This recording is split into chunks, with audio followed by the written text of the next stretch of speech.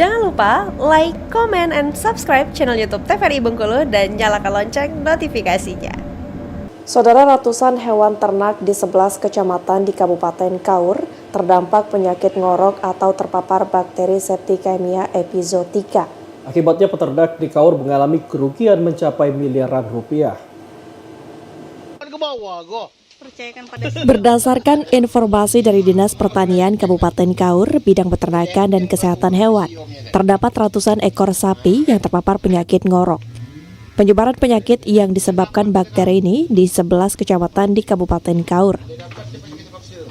Kepala Bidang Peternakan dan Kesuan Dinas Pertanian Kaur, Dr. Hewan Rahmat Fajar menyampaikan, terhitung tanggal 19 November kemarin, ada 165 ekor hewan ternak jenis sapi dan kerbau yang terkena bakteri Septicemia epizootica atau bakteri mematikan yang menyerang bagian lambung hewan ternak.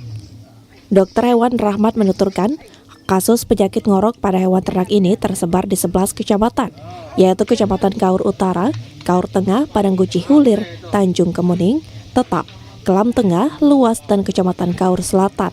Masih berjalan ya, progresnya sampai saat ini terdata di kami 165 kasus. Wilayah baru yang tercatat di kami itu di Desa Tugu, Kecamatan Luas, dan di Desa Cukupan, Kecamatan Tetap. Rahmat mengatakan saat ini pihaknya telah menyediakan 3.000 dosis untuk mengatasi bakteri penyakit ngorok.